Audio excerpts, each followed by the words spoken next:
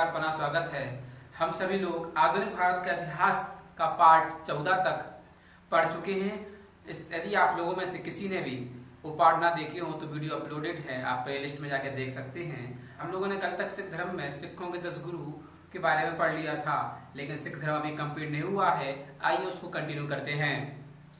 दोस्तों, गुरु गोविंद सिंह की मृत्यु के बाद सिख साम्राज्य में बागडोर संभालते हैं बंदा बहादुर, जिनका समय चलता है 1708 से 1716। दोस्तों, बंदा बहादुर का जन्म याद रखेंगे 1670 में रजौरी ग्राम जो कश्मीर के पुंछ में स्थित है हुआ था। दोस्तों, बंदा बहादुर के बचपन का नाम लक्ष्मण देव और एक और अन्य नाम माना जाता है, वो था माधव दास बैरागी। साथ में दोस्तों, युवा अवस्था में ही एक गुरु गोविंद सिंह से नांदेड़ में मिले थे और ये एक सेवक या एक बंदे के रूप में मिले थे गुरु गोविंद सिंह जी के लिए।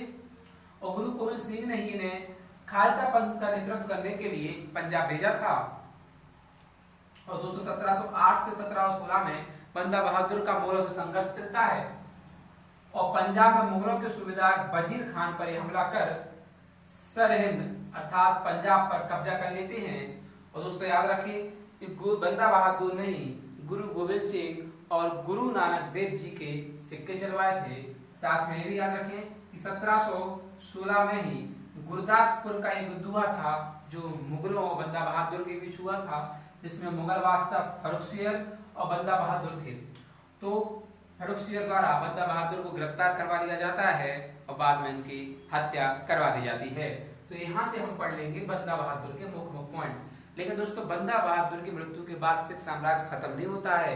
उसके बाद बंदा बहादुर की मृत्यु के बाद सिख साम्राज्य दो हिस्सों में बढ़ जाता है, जिसे हम खालसा पंथ भी कह सकते हैं कि खालसा पंथ दो हिस्सों में बढ़ जाता है, एक बंदाई और एक तत् खालसा।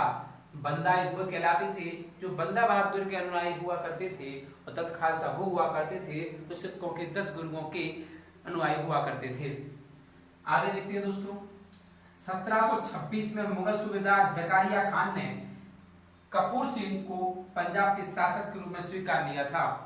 और दोस्तों, ये कपूर सिंह वही हैं जिन्होंने दल खालसा पंथ की स्थापना 1748 में की थी। ज्यादा महत्वपूर्ण नहीं है, इसलिए मैंने यहाँ लिमिटेड लिखा है। इसके बाद दोस्तों, 1763 से 1773 तक खालसा पंथ जो इन्होंने यहाँ पर दोस्तों देखिए, यहाँ पर बंदा बहादुर की मृत्यु के बाद खालसा पंथ बढ़ जाता है, लेकिन कपूर सिंह जब दल खालसा पंथ की स्थापना करते हैं तो दोनों को एक कर लेते हैं। तो यही खालसा पंथ 12 मिसलों में बढ़ जाता है सिखों की। और जब 12 मिसलों में बढ़ जाता है तो 12वीं मिसल थी दोस्तों, जिसे हम बोलते हैं सुकर चकिया मिसल। उस सुकर चकिया मिसल के उत्तराधिकारी दोस्तों महासिंह थे और महासिंह के पुत्र ही थे शेर पंजाब महाराजा रणजीत सिंह। तो आइए दोस्तों, अब यहाँ से हम पढ़ते हैं महाराजा रणजीत सिंह के बारे में। एग्जाम में इनसे भी क्वेश्चन बनते हैं। तो इनका कार्यकाल रहा 1780 से 1839। दोस्तों, इनका जन्म 1780 को गुजरावाला गांव में हुआ था और 1790 में इनके पिता जिनका नाम था महासिंह, उनकी मृत्यु हो जाया करती है जब ये मात्र 10 वर्ष के थे।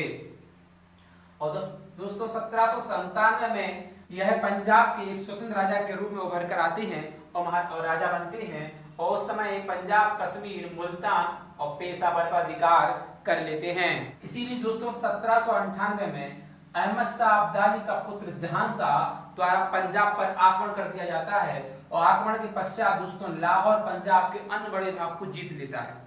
लेकिन उसी समय अफगानिस्तान में विद्रोह हो जाता है, जिस कारण से इसे यह मिशन बीच में छोड़कर अफगानिस्तान वापस जाना पड़ता है। अफगानिस्तान वापस जाते समय दोस्तों यह चिनाव नदी में फंस जाता है। चिनाव नदी में एक दलदल हुआ करता है, उस दलदल में दोस्तों इसकी 12 तोपें फंस जाती हैं और 12 तोपें नहीं निकलती हैं। तब महाराजा रणजीत सिंह द्वारा उसकी वह 12 तोपें उसको वापस अफगानिस्तान भेज दी जाती हैं। और जैसे ही दोस्तों 12 तोपें अफगानिस्तान भेजी जाती हैं तो ये जहान शाह बहुत खुश होता है और खुश होकर जो पंजाब का शासक है वह महाराजा रणजीत सिंह को स्वीकार लेता है। और दोस्तों, महाराजा रणजीत सिंह को राजा की उपाधि भी जहान शाह द्वारा दी जाती है। इसके बाद कहानी आगे बढ़ाते हैं। 1805 में महाराजा रणजीत सिंह ने अमृतसर को जीत लिया अमृतसर को जीतने के बाद दोस्तों इनकी दो राजधानी हुआ करती थी, एक प्रशासनिक राजधानी, दूसरी धार्मिक राजधानी। प्रशासनिक राजधानी इन्होंने अपनी लाहौर को बनाई, तो वहीं धार्मिक राजधानी इन्होंने अपनी अमृतसर को बनाई। साथ में याद रखेंगे दोस्तों, जो गोल्डन टेम्पल यानी स्वर्ण मंदिर है, उस पर स्वर्ण की परत चढ़वाने वाले भी कोई और नहीं बल्कि महाराजा रणजीत सिंह थे। इसके बाद इन्होंने कई सारे युद्ध लड़े और जीते। जब इनकी शक्ति बढ़ रही थी तो इनकी शक्ति को बढ़ते हुए देख अंग्रेज अपने आप को असुरक्षित महसूस करने लगे। इसके बाद दोस्तों कहानी को आगे बढ़ाते हैं और 1809 में ही एक अमृतसर की संधि होती है, जिसमें लॉर्ड मिंटो फर्स्ट और महाराजा रणजीत सिंह शामिल होते हैं। इस संधि का तहत महाराजा रणजीत सिंह को सतलुज नदी को पार न करने को कहा गया। और साथ में दोस्तों याद रखें, लॉर्ड मिंटो फर्स्ट का प्रतिनिधि लॉर्ड चार्ल्स मैनकॉफ प्रतिनिधि के रूप में महाराजा रणजीत सिंह के पास जाता है और हस्ताक्षर होते हैं लॉर्ड मिंटो फर्स्ट के, जो भारत का गवर्नर हुआ करता है। इसका दोस्तों 1836 में अफगानिस्तान का शासक होता है उस समय दोस्त खां, जिसने रणजीत सिंह से पेशावर छीनना चाहता था यहाँ पर, लेकिन वह छीन ना सका दोस्तों। और 1838 में एक त्रिपक्षीय संधि होती है। यह त्रिपक्षीय संधि याद रखेंगे किस किस के बीच हुई थी, तो शाह शुजा, रणजीत सिंह और अंग्रेज, और उस समय अंग्रेजों में शामिल था लॉर्ड ऑकलैंड।